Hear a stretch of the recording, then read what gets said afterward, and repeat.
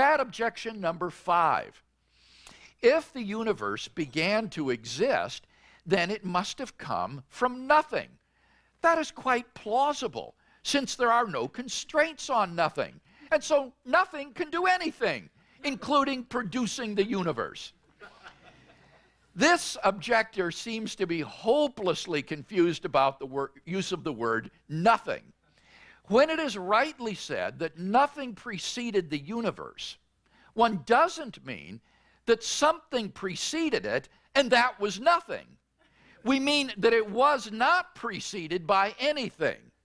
Reifying negative terms has been the butt of jokes as old as Homer's story of the Cyclops and Odysseus.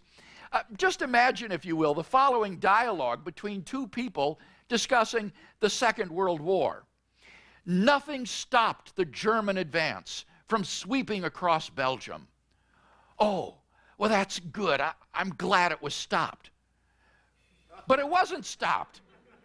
But you said nothing stopped it. Well, that's right. Nothing stopped it. Well, that's what I said.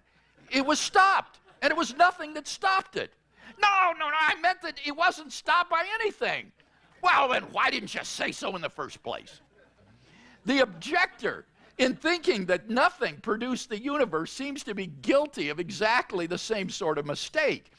Nothingness has no properties, no powers. It isn't even anything. And therefore it is wholly misconceived to say that it produced the universe. To say that the universe was caused by nothing is to say that the universe had no cause. It wasn't caused by anything. That is surely metaphysically absurd. Out of nothing, nothing comes. This is a classical principle of metaphysics that goes back to at least Plato. In his classic dialogue, the Timaeus, Plato wrote the following: "We must, in my opinion, begin by distinguishing between that which always is and never becomes from that which is always becoming and never is.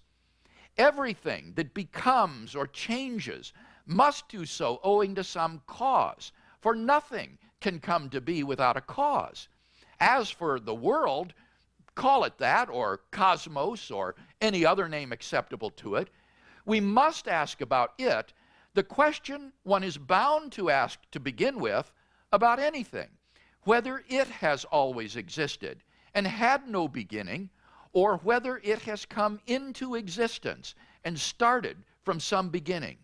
The answer is that it has come into being, and what comes into being or changes must do so, we said, owing to some cause." And thus the first premise of the Kalam Cosmological Argument is one of the oldest and most widely recognized truths of metaphysics.